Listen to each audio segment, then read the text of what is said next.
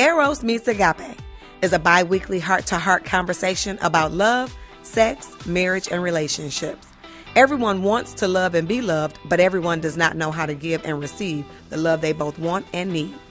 Intimacy and passion are essential, yet mean nothing if there isn't unconditional and sacrificial love, which is the foundation for any lasting relationship. Dr. Sardia is a licensed marriage and family therapist and minister. Let's listen in as she shares how to create healthier and happier relationships. Hey there, family. It's time for another episode of the Eros Meets Agape podcast. And today we are discussing green flags. So you're probably saying, what the heck is a green flag? I've heard of a red flag. Well, you're right. You all know about red flags. I'm certain everyone is aware of those flashing warning signs, danger, beware signs when it comes to a red flag and a potential mate or someone you're dating, or maybe in the early stages of dating where you're seeing in this person that you're not so excited about. But how many of us really know about green flags? I would say few, if anyone at all, right? So what are green flags? Let me tell you something. Everyone, including you, experiences green flags in a partner or a potential partner. So it's all about looking at that and determining, how does that work with me and this person in this relationship? You've already experienced it, but I'm going to go into more detail about it so that you can have a greater eye and awareness to know what to do when you see a green flag and how to handle it. So I'm not just going to drop the dime. I'm going to tell you, of course, how to handle it. So if you want to know more, you know what to do. We're headed over into the classroom, guys. I will see you in a second.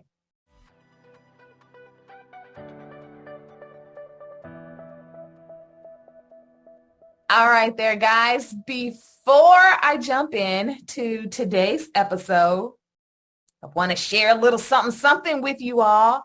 I am so excited. So as you all are already aware, this is the 5th and final year of the Eros Meets Agape podcast. I wish I had a sound machine so I could go, oh, but that doesn't mean that it's a bad thing. You all know I love to pour into women, building up self-love. And of course, you know, I enjoy relationships and love and romance. So I like to do what I can to help couples.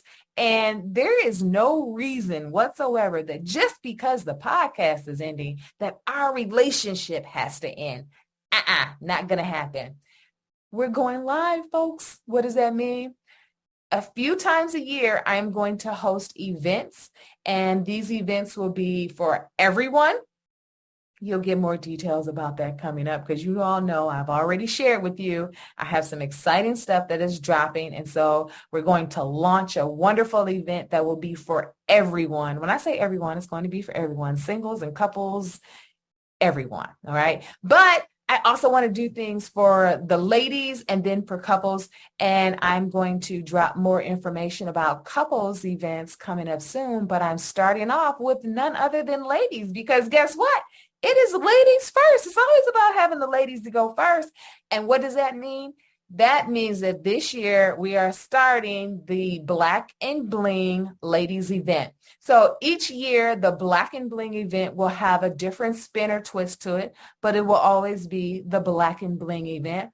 This is, of course, is the inaugural year, and it is going to be held on Saturday, October the 15th. Yes. In case you're not aware, for those of you that are in the Midwest area, that is Sweetest Day weekend. So if you have a bae or not, you're still going to be invited to come out to this event because it's all about the ladies. There's nothing wrong with hanging out with bae. We love our fellas. They're wonderful. But you got to have some time for the ladies, and to make certain that it was not just about you, but about your loved one. And when I say your loved one, it's the Black and Bling BYOB event. And you're probably like, wait a minute, did she just say BYOB? What is she about? No, not that BYOB. It is the Black and Bling BYOB, which means bring your own bestie. Remember, I told you this is a ladies event. And who do you love more than yourself as far as your favorite female in the whole wide world?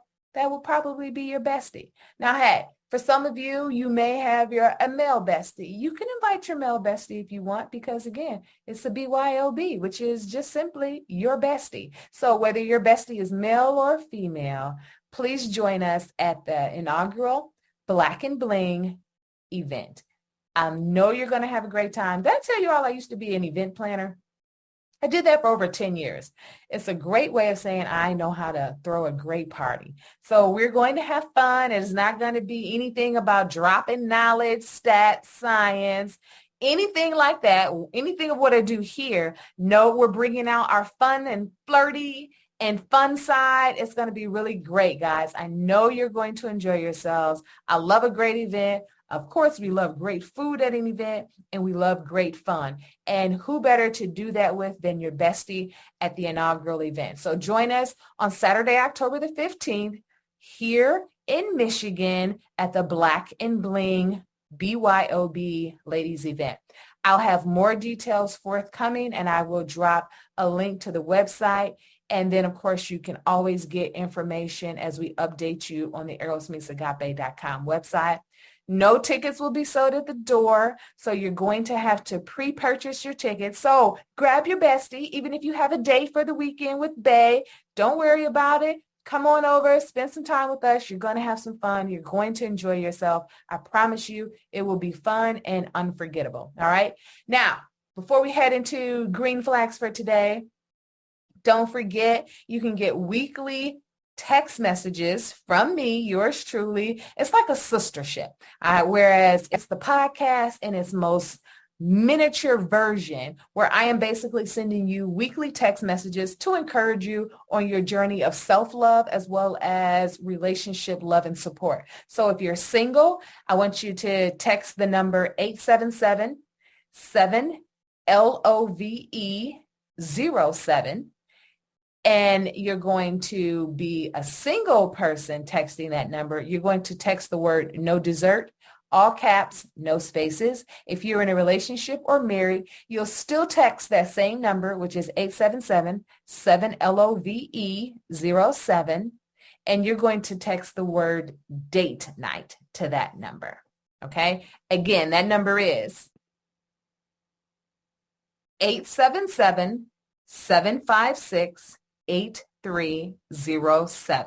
Okay. And you're going to text the word no dessert if you are single, and that's all caps, no spaces. And if you're in a relationship or married, you're going to text the word date night, and date night is spelled DATENITE.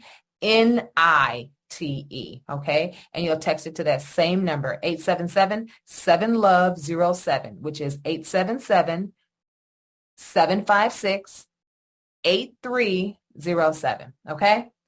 All right. Well, with that being said, let's go ahead and jump into today's topic. So you're probably already familiar with red flags, and we're discussing green flags. But let me go back and just clear up some things, make sure we're on the same page with our definitions.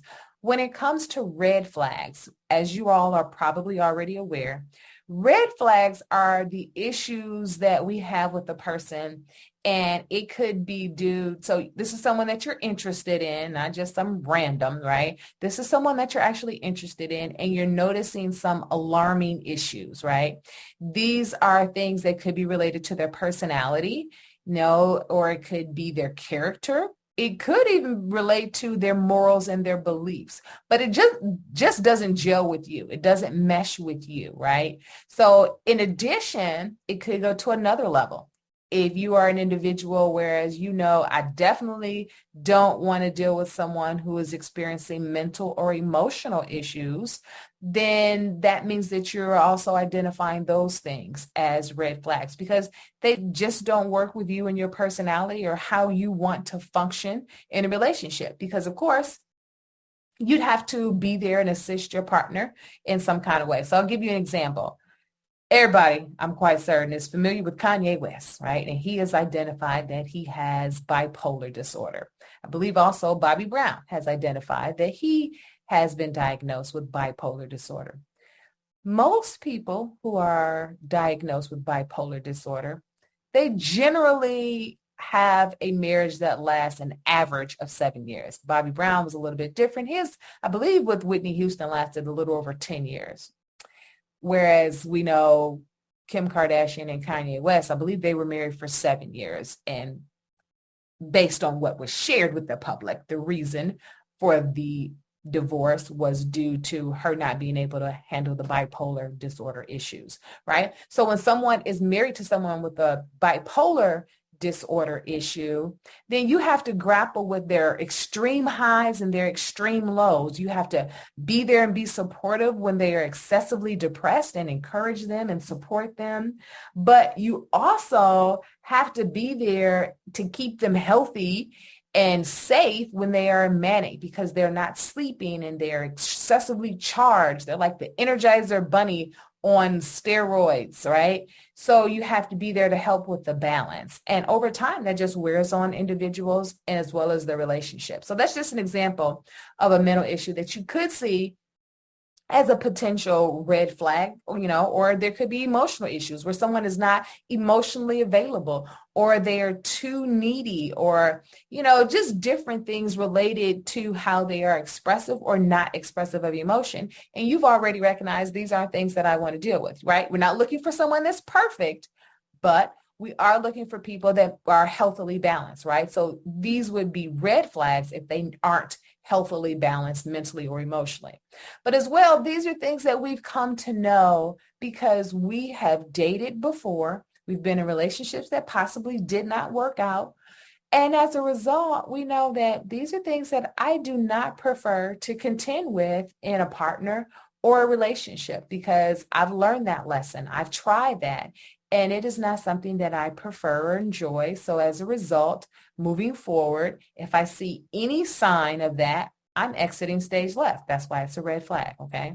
So it's all the stuff that we just don't want to deal with, that we know that we have, let's just say, our best ability to identify these as soon as possible in the early phases of dating or connecting with someone. So we know when we see them early on, they're red flags, and we know to immediately vacate the premises, because this is not an individual that we want to engage with, because we know our limitations, we know what we want and need in a relationship, and that individual is evidencing that this is missing, and we don't want to deal with that. So as a result, we know to not engage in that person, okay? So now that we have cleared that up, we know what the red flags are. Now it's time to talk about the green flags. Now, some of you may say, well, why is this lady talking about the stuff that's good? Because that's what green flags are. These are the great things about a person. These are the things that we know and we like. These are things that we enjoy, or even things that we want in a partner and or a relationship. So why would they be problematic? Why is this an issue to bring up? Here's the reason. Get your pen and pad out. Open up your notes on your phone. This is important. Too much of a good thing can be problematic in a relationship. And when I say too much of it, meaning, okay, so I don't want you to look at it as if, okay, too much of something, how can that be bad? I'm going to use some extreme examples, okay? So I'm not saying these are okay to do, but I'm just using an extreme thing, okay? In no way, shape, or form am I saying this is okay. But let's just give an example, all right? I'm going to use my beloved, departed, on to be with the Lord, Whitney Houston. When she first started out singing, she said her brother introduced her to drugs. I believe it was marijuana. Well, she did marijuana for a while, and then she moved on to marijuana with cocaine laced in it, okay? I love Whitney Houston. I'm not talking about her. I'm just giving you a visual. This is the best way that I figure I could blow this green flag thing up. I'm not saying, please hear me, I am not saying doing drugs is something good. That's not what I'm saying. I'm trying to blow up the example with regard to too much of something can be problematic. So Whitney Houston's voice was thebomb.com, right? And yet she was doing drugs then. But guess what? When she started doing drugs every single day for 7 years, well, it took its toll on her body, and eventually that caused to be her demise. What am I saying? On one end of the spectrum, at the very low end, she was basically just doing marijuana, and then she migrated to lacing it with cocaine. That was periodically. It was not consistent, nor was it daily, which would be consistency. But then on the far end of the spectrum, which is where things ended off, she was doing this too much. It became a daily thing. She was no longer singing. That was her gift. She stopped sharing her gift with the world because she got too involved in doing other stuff, which was her drugs. Too much of something becomes a bad thing. Too much of sex can be a bad thing. Sex with your mate can be wonderful, but too much can be an issue. Now, some people are like, how could too much of sex with my husband be, or sex with my wife be a bad thing? Well, if it stops you from going to work, taking care of your kids, being responsible in other areas of your life, well, then yeah, that could be a bad thing. Too much of golfing every day, and that is your pleasure. That is your thing that you enjoy. Too much of that is a great pastime, good exercise. But yet, if you do that too much, it can be a bad thing. I'm going somewhere with this. Stay with me, okay? So the point that I'm trying to make is that something that we notice in a person that is a wonderful thing about them, it is the thing that in the beginning, when we first notice it about that individual, we are intrigued by it. We are enamored by it. We are highly impressed by it. It's the thing that makes us say, okay, well, I want to get to know you better. Okay, let me see more of this, because they are sharing that part of themselves with us and we like it, okay? The thing that I see that is being expressed or experienced from this individual, even though it's a green flag, I still like it. It's some reason why I like it. And in some cases, it could possibly be that it fits an unmet need. Maybe I have a need for people to pay attention to me. And if I've been single and this person comes along and they share their undivided attention with me, that fits an unmet need. It's just honest, right? There's nothing wrong with that. Or maybe what they're doing that I like about them, it validates me in some way. Or maybe it just makes me feel good. Maybe it's light and airy, and I enjoy light and airy, right? So you're probably saying, where is she going with this? Let me just go a little bit further, and then I'll give you an example, okay? In addition to you being impressed or enamored and intrigued by this thing, it could just speak to your love language, right? Maybe they are a person that is very helpful, and you are a person that your love language is acts of service. So this helpful person does so many things for you, and you love it because that's your love language. Or maybe they speak so highly of you, to you as well as to other people, about you. And because your love language is words of affirmation, that speaks to you. It's a number of things, right? There are other love languages. There's 3 more that I haven't given an example of. But the point is, it could just simply be the fact that this green flag is the fact that it speaks to your love language. Therefore, it's something that you enjoy. It's a need. You really love that, right? But where am I going with this? Sometimes it could just be the fact that it validates you in a way that makes you feel loved. This green flag makes you feel valued, and it makes you feel supported. But at this time, it's not a flag just yet. This is the green signal, the green light, the go ahead to let you know, yes, this person is for me. It's not a flag as of yet. When you're first noticing these things about an individual, it's not a flag at this point. This is something that is alluring to you. It's inviting. It's something that causes you to want to know this person better, to spend more time with them because you like this thing about them. So it's a green light that says, hey, come on, let's move forward with this. It's not a bad thing, okay? But it is a signal, which is why we have the flag up or starting to come up. It's a signal for us, okay? Here's the thing. When that thing that you enjoy about this person, when there is no balance with it, that's when it becomes a flag, okay? or if it is something that they do and they expend that on others and there's no balance, that's when it becomes a flag, okay?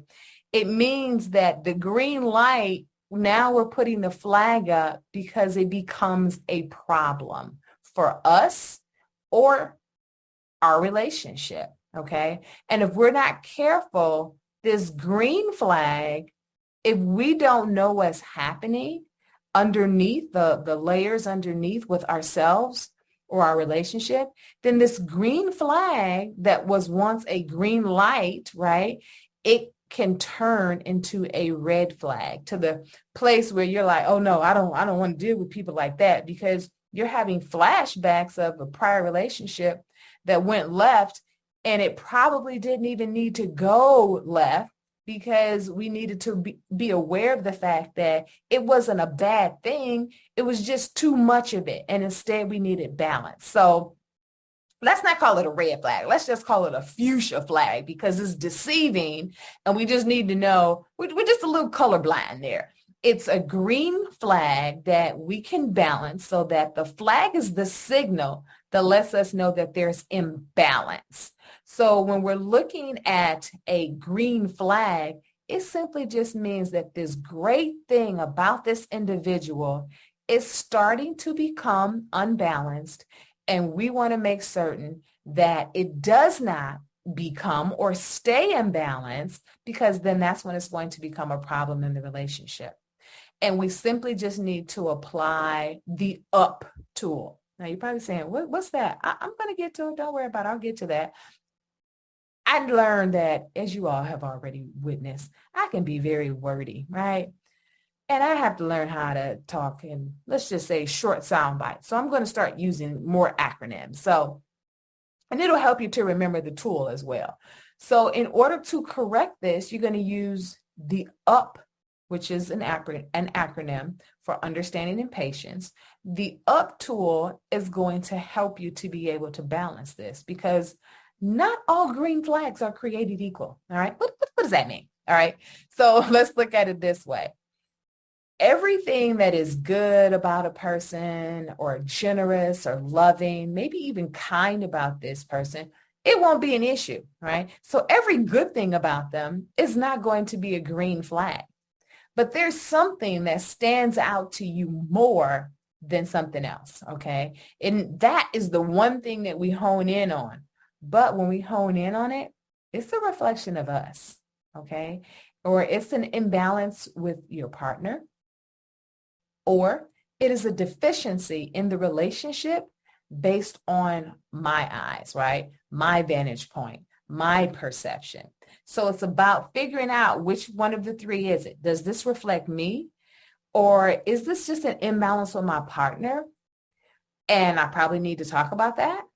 Or is it a deficiency, something that's missing, lacking, or, in deficiency of in this relationship, but it's solely based on my vantage point and how I'm looking at it, and my partner does not see it that way. So let me give you an example, okay? So now that we know what the green flags are, we've already separated them from the red flags. We know that green flags, it's the green signal that this is great. I love these things, or this thing about this individual. But the flag is starting to go up because it's becoming problematic. And in some way, it's becoming problematic, more than likely because of me, my partner, or how I'm seeing it in this relationship. So let me give you an example. You all know I say the same thing all the time. So let me go back to one of my tried and true examples. As you all know, I love a man that is funny, okay? And I like it because, and it's not like growing up in my household, we had just laughs going on all the time. We did that, but it wasn't like so consistent that, if I didn't have that, it's a result of what was absent. What I experienced in childhood that maybe is now absent. It wasn't anything like that. It was just the fact that I loved when I got around funny people. I loved the fact that it was just lightening the mood, and I learned that I love to laugh, and I like to do it often. So when I met my first boyfriend in high school, my little junior year, shout out to I call my exes by funny names, and it's so hilarious. I'm still looking for a name for one of them. So I'm taking a quick sidebar. So this guy, the funny one, who first introduced me to human relationship, he's of course identified as the first ex, right? So he's first ex. Then I have fave ex, which I basically broke that down to FX because he's my favorite ex. Then I have sexy ex, yes, because he was really sexy. And then I have messy ex. Messy ex, he's interesting. And then there's one I've yet to name. I'm trying to figure out how would I identify him. He was so great. There's nothing negative to say about this one. It just didn't work out. I have to figure out a name for him. Anyhow, going back to first ex, I have to use these things instead of names here, folks. Anonymity, confidentiality, okay? So first ex introduced me to humor in a relationship. Love that about him. He was great.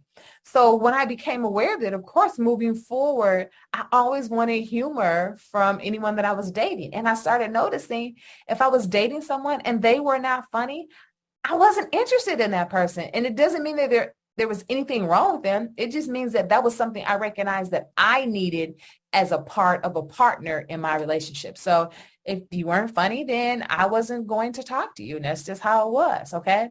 So fast forward. Now I'm in a relationship. I'm in my relationship with messy ex, okay? It was a reason why I gave you these names. So, okay, it's the purpose. So I'm in a relationship with messy ex.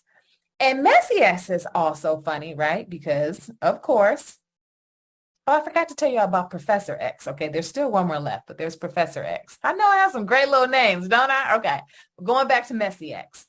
Messy X, I'm in a conversation with him and he's funny. It's a serious conversation and I want him to focus, but he wasn't doing that. He was cracking jokes. The jokes were funny, but I wasn't laughing because it wasn't a time for that. And I had something I really wanted to share and discuss that I really needed him to hear me on and listen to me. That goes back to validation. We all want to be heard and understood by our partner. And if you're cracking jokes, I'm not going to feel heard or understood. I'm not going to feel as if I'm important or you're listening to me. And so it became a problem for me. Here's the thing. In my youth, and of course, I'm going to identify myself and because it's just the truth. In my youth and in my ignorance, it became a problem, but it did not have to be a problem.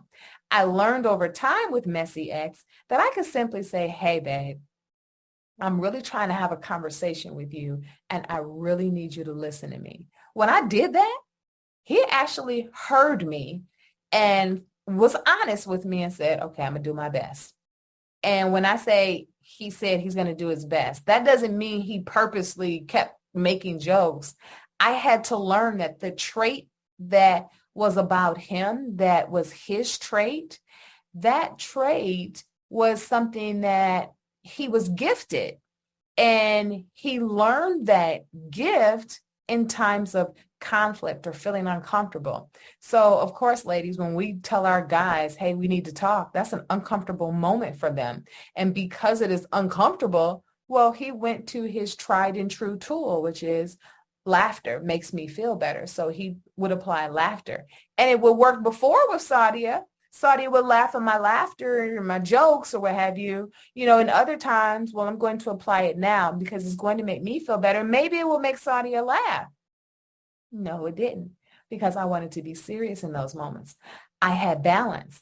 I knew when to have laughter and when not to have laughter. When you're trying to have a heart-to-heart with your significant other, generally laughter is not always welcomed. And I say that because you can be in the heat of a moment and someone says something that's funny, and it can definitely be used as a tool to lighten the mood or the mode of where you all were going. I'm going to do another quick sidebar just to give you an example. So I am having a conversation with this guy. He didn't get a name, you all, because we didn't become a couple. So no name for him. But I'm dating this guy, and basically I can't remember now what he was trying to figure out. But we're having this discussion, and it wasn't like heated or anything, but we just weren't in agreement. I'm frustrated and he frustrated. And, it wasn't disrespectful or anything like that. Finally, he's like, dang, babe, I'm just trying to connect the dots. And I bust out laughing because he was so very serious, but he threw a little joke in there like, what's going on? How do I put these pieces together? It made me laugh and it got me together and it made me say, okay, babe, let's listen. Okay, let me start from scratch. So when I'm going back, that was a sidebar to say something, you can use humor. I'm just using my example of what my green flag is, okay? But I always want to make certain that I'm thorough in what I'm telling you all. So my green flag is humor, and I'm using that as an example to show you how too much of something can be a bad thing. So if you're trying to have a heart-to-heart talk with someone and humor is your thing, that is not the time to have it. I'm having a serious conversation. We aren't heated. In most cases, based off of research, when you apply humor to a heated situation, it is a de-escalation tool. Humor applied to times of anger de-escalates the anger. So like the example that I just gave you with the guy, we were frustrated. We weren't angry, but we were frustrated with one another. And when he said that, it was a little joke, which, Fave X calls cracking but facking, meaning I'm cracking a joke, but I'm telling you facts too. So he's really truthful. I am trying to connect the dots, but I don't get it. I don't understand what you're saying, but he said it in a funny way and he meant to do it that way. And as a result, it made me laugh and it calmed us down a bit and to the place where we were both no longer frustrated anymore. And I was able to say, okay, what do you need from me? And I started explaining in a different way and bam, we talked about it and we worked it over and the issue was no longer an issue anymore. Okay. So I'm saying that to say humor can be used to de-escalate, let's just say, heated discussions, right? But if you're, again, having a heart-to-heart, which is what I was doing, this is my green flag. I love guys with humor, but I'm trying to have a serious conversation with you. Well, that really won't work now because now too much of this good thing is a problem. If it continued over time, the thing that I loved about you, which attracted me to you in the beginning, it's the thing that got you through the door, right? So yours may be something else. For me, funny gets you through the door. If you're funny, guess what?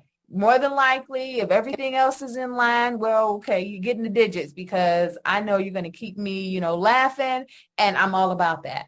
But too much of it can be a problem, and we have to learn and how and when to apply balance. Okay. So that's my example. You may have something totally different. Your good thing may be, my partner is so helpful. My partner is great at helping me out with things. My partner helps me do everything with grocery shopping and, putting gas in my car, getting my car washed or, vacuums or cleans up, when I'm busy working, whatever it is, right? Being helpful is a great green signal. But guess what? It can also become a green flag. What do I mean by that? Remember, too much of a good thing is a problem. Well, if my partner always helps me, and I love the fact that feeds my love language, which is acts of service, as well as it validates me and it makes me feel loved, makes me feel cared for, and it makes me feel supported. Guess what? If my partner is doing that too much, too often with other people, I have a problem with that because I'm probably like, why are you expending so much of your time and energy helping this person or helping these people?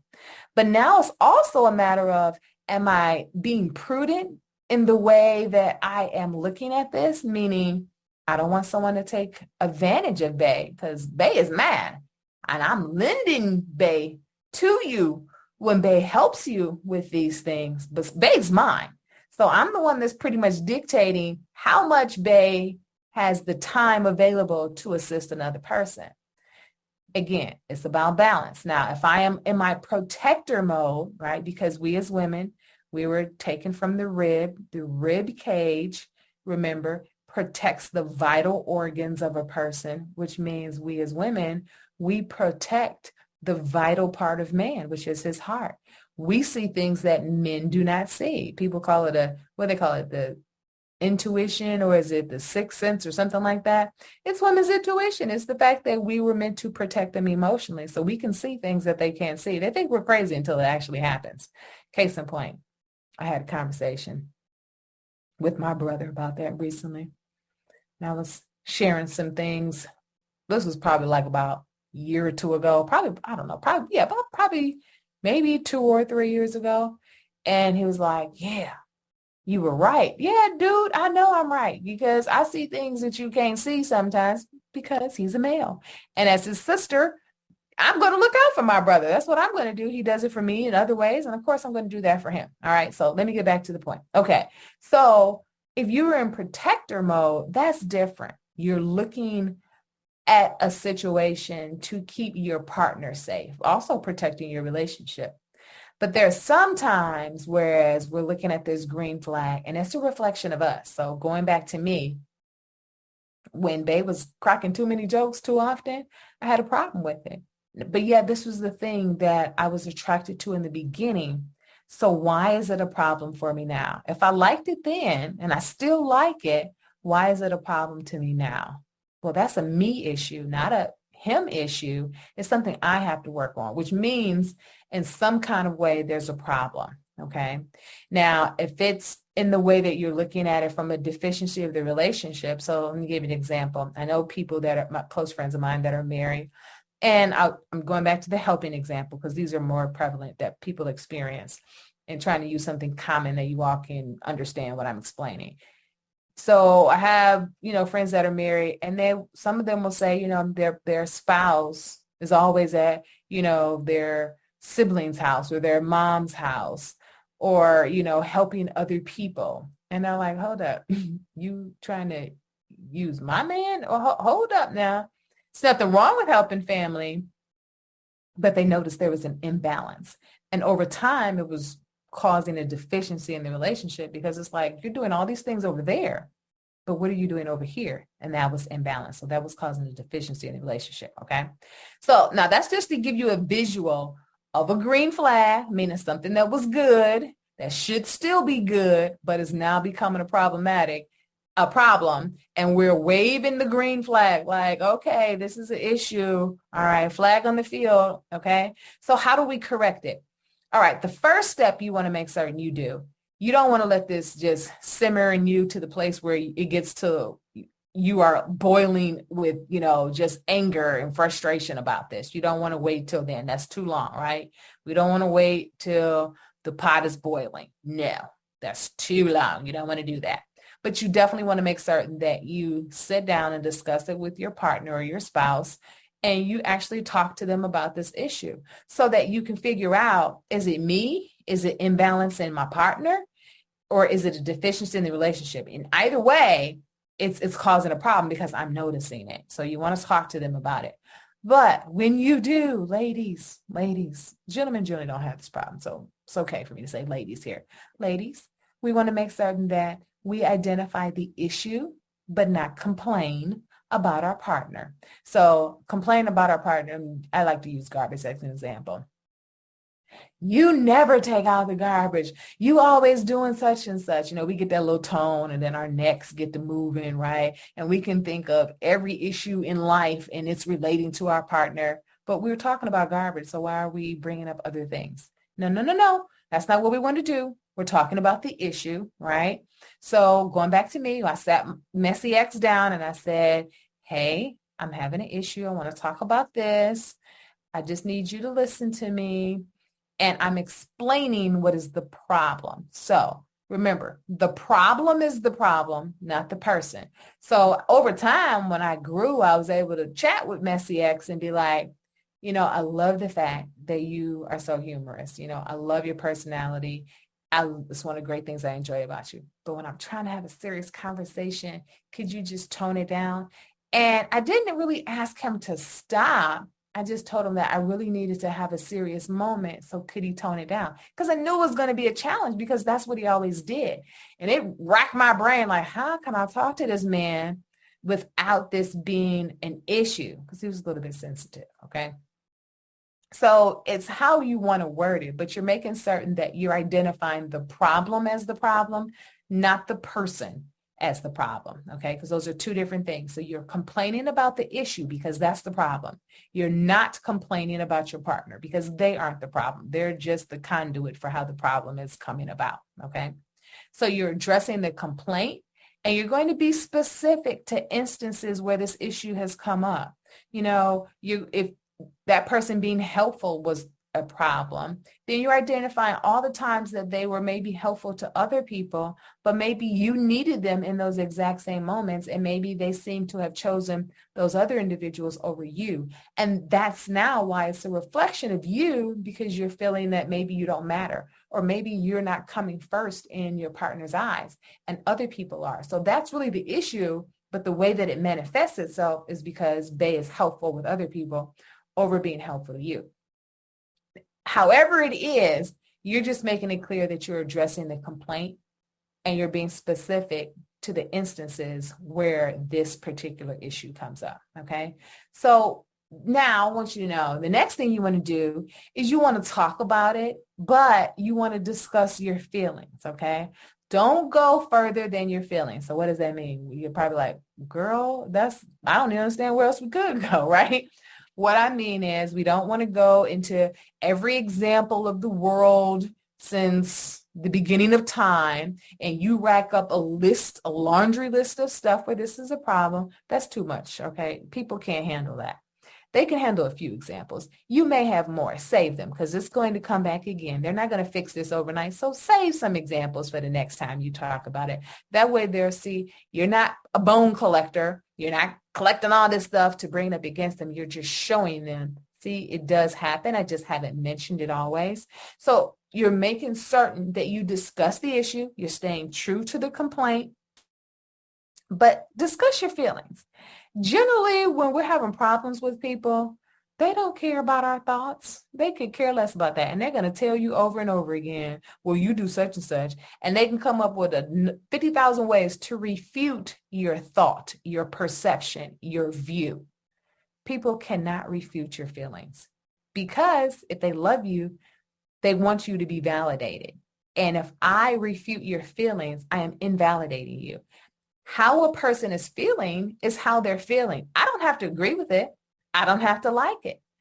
But I can't refute the fact that that is what is happening. And if this is causing you to feel in this particular way, well, because I love you, how can I help you not to feel that way, right? So if I express my thoughts, well, guess what? They can say, well, I don't agree with that. And this is why I don't agree with it. And you all could go back and forth. It'll be like a little tennis match or a ping pong match where the ball is just going from court to court, from side to side, from side to side. No, we don't want to do that. Talk about your feelings. And because they care about you, they can't refute your feelings. How you feel is how you feel. Okay.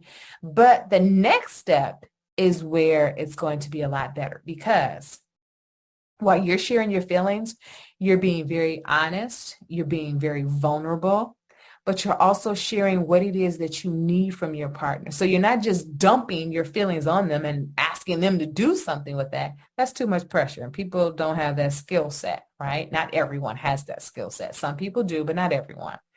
But if you're being honest and you're being vulnerable, and you share with your partner what it is that you're needing from them. So this is how that looks, okay? Now, I'm going to say it in one sentence, but of course, if this were a real conversation, it's not one sentence, and it's going to be a longer conversation than this one sentence, which is probably like 12 seconds, okay? So you're going to Bay, and you're like, you've already talked with Bay. You didn't use the words, we need to talk. Remember, I've told you all that before. Those are the 4 words that men hate to hear. We need to talk. You don't want to use those words, but you're talking with Bay, and now you're getting ready to broach this subject. And it's just like, hey, I just wanted to talk to you about, you helping out, I don't know, your sister, right?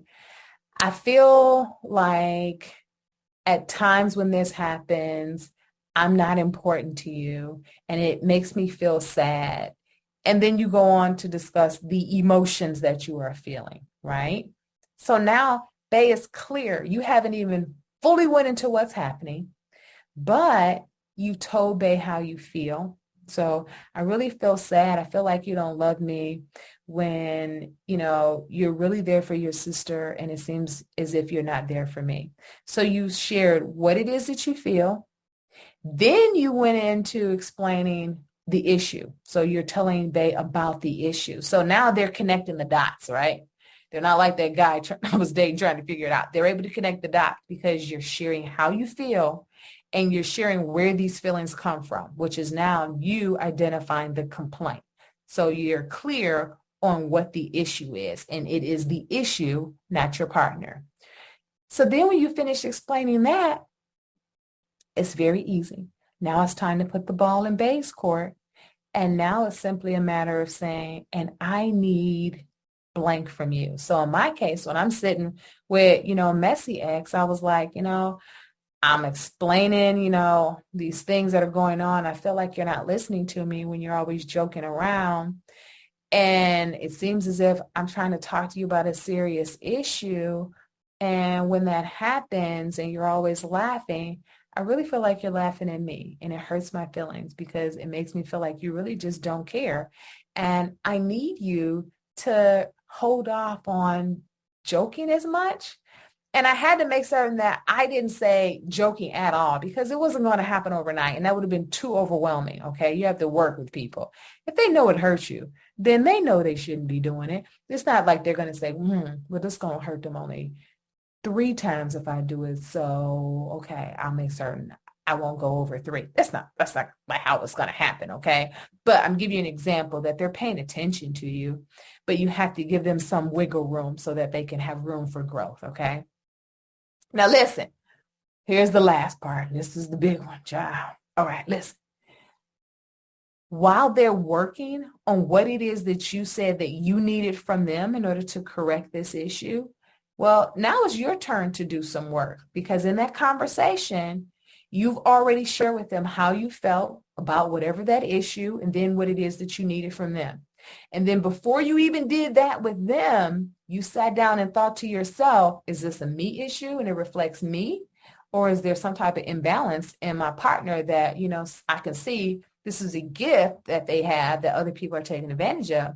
Or is there something lacking in our relationship? And because this thing is a problem, it's just blowing up what is already there in my relationship. We've already figured out which of the 3 we're dealing with. And so if it was the fact that it's just us or it's the deficiency in the relationship, I still have to talk to my mate about those things. I do have to talk to my mate if it's an imbalance with him, but that's a different conversation. So now that we're having this vulnerable moment, we're being honest and transparent with our partner and we express our feelings about the issue and then discuss what we need, well, we have to do our part. And our part is the fact that this is where the acronym comes up, guys. You must look on the upside, okay? You must look on the upside. So UP is an acronym for understanding and patience, okay? So what do I mean by the upside? So you have to look towards the side of understanding, okay? That means that you notice this good in this person. It's a great thing about them, but you have to realize and you need to make certain that you are aware of the fact that this is a gift that they have.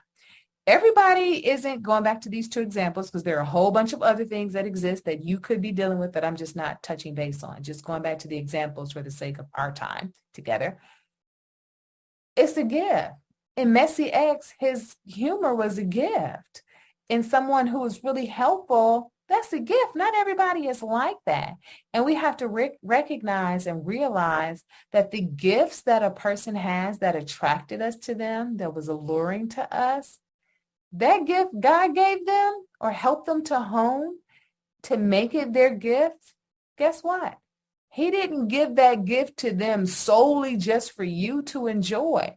It was there before we came along, right? So that means they've been exercising that gift, honing in on that skill so that when we saw it, that's why it was so attractive to us. That's why it was a green signal because it's something we enjoy. It's something we know that we want and desire. And now that we see it, we're attracted to it. But that was sort of like a calling card for us because it's the thing that drew us, right? So I told you the humor for me, that's the thing that gets you in the door. That's the calling card for me. But guess what? God didn't give them that gift just for us to enjoy. That's not how it works. He gave them that gift so that they could exercise that gift in the way that they're supposed to.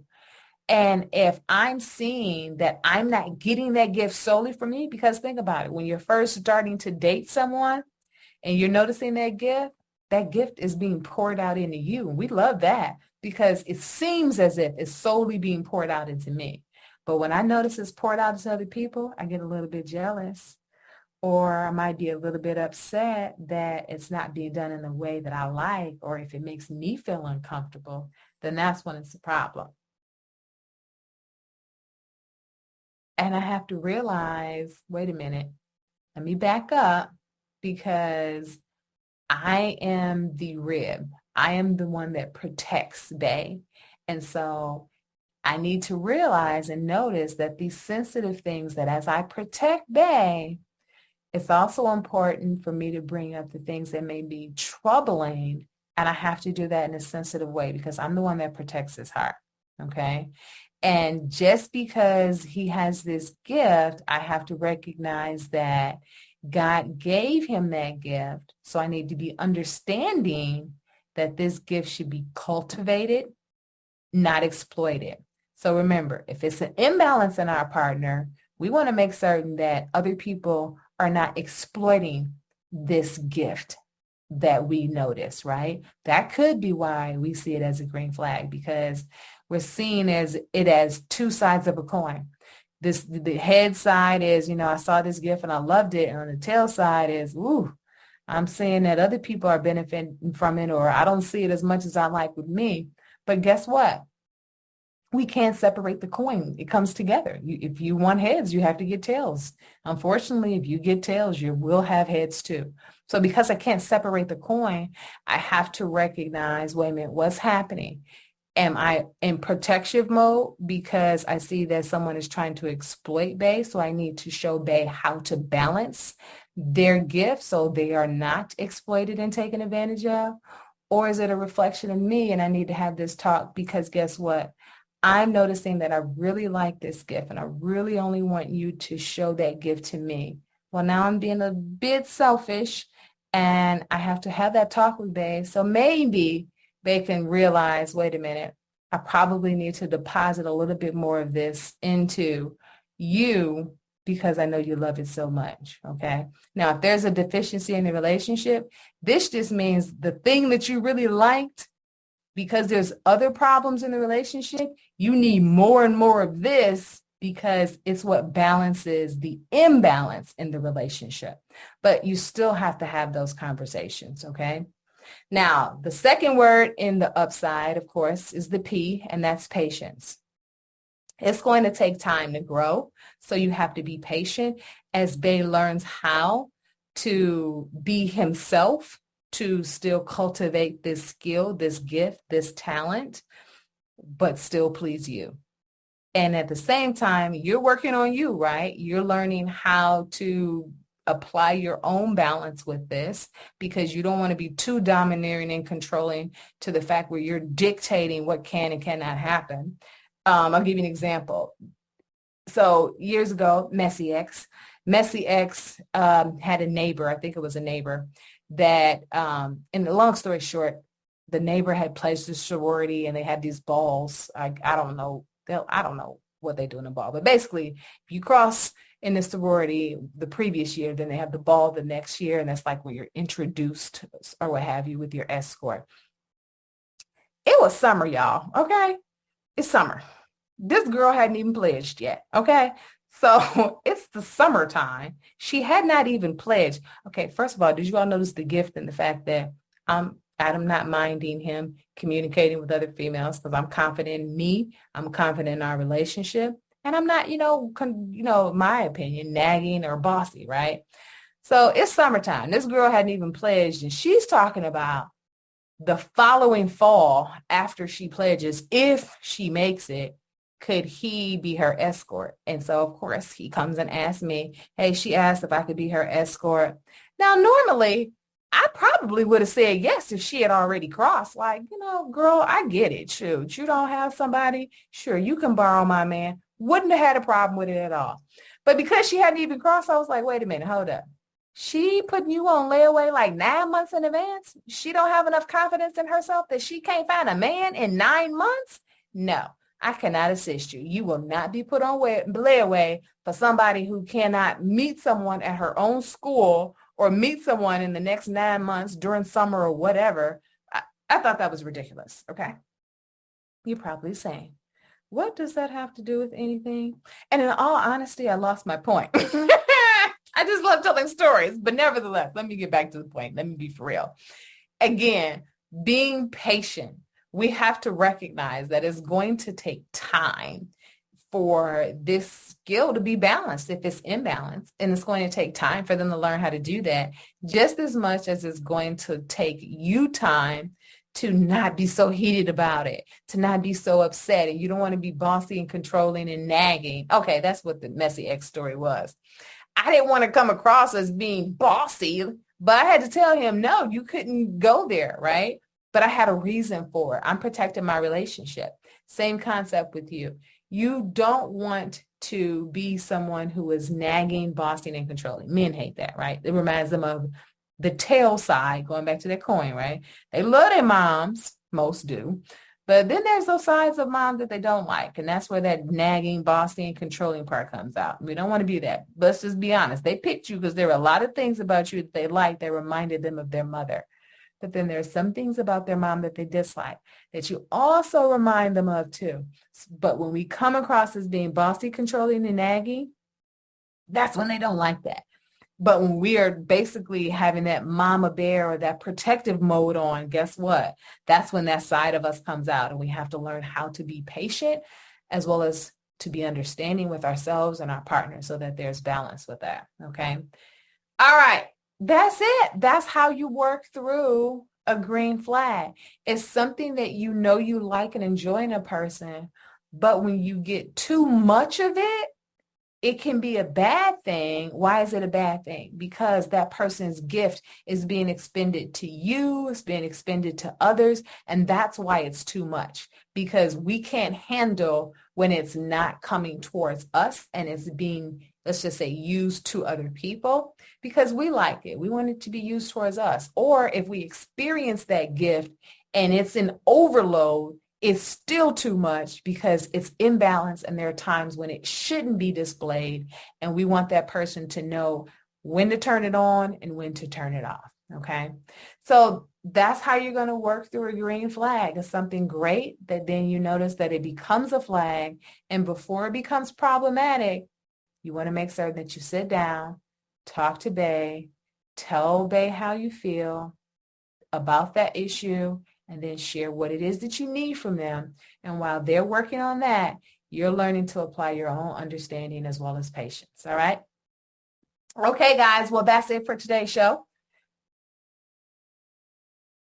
Okay, so you know how I like to close out our show, right? We like to finish with our like it, love it, leave it tips. So what would be my like it tip for today? I would say that you can see the good in a person, and that is wonderful. But we can see that good and we would want it for ourselves, but then realize it's not solely meant for us. So I like the fact that we see the good. That's what's the great thing, right? I like the fact that we're able to see good in others, but we also have to realize that that good that we see that was attractive to us, well, guess what? They're not just showing that to us. They're showing it to other people, and we have to recognize that that's how it's supposed to be. I mean, I'm not saying they should be going off showing their goodies and their jewels to other people. I'm not saying that or anything, that is going outside the context of the relationship. I'm saying it as in any type of character, gift, quality, skill, those types of things. We like that in a person. We generally want to keep those things for ourselves, right? And we have to realize that God gave them that gift, and it has to be cultivated outside of our relationship, and we have to learn to be okay with that. And I like the fact that we focus on the good. So what do I love? I would say honesty brings us closer, and it betters ourselves as well as the relationship. So when we sit down and have that heart-to-heart talk where we're being open and we're being vulnerable, because we don't want to be afraid to be vulnerable. I know love can sometimes be risky, But if we don't take the risk, we don't experience the best and most from love and what it has to offer. So I love the fact that when we can be honest and vulnerable, that is always going to better the relationship. So even though it seems like it's a risky moment, you're going to get the best from it. If you have a partner that really listens to you and really hears out what you have to say and wants to make you and this relationship better, then it's always going to be to your betterment by being vulnerable. So I love the fact that there will always be growth when we share and become vulnerable with one another. Y'all know I love me some vulnerability. Okay. All right. And then of course, what is my leave it tip? I think my leave it tip is always the same thing. And you already know what that is. Anything that tries to destroy the love that we have for a person or the love in our relationship.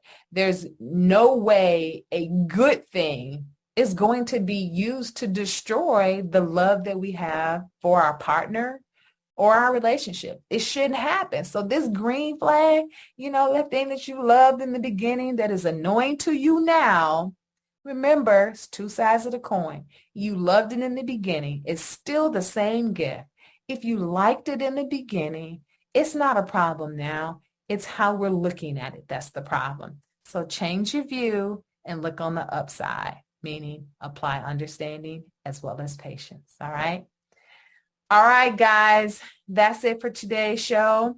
Don't forget to text us.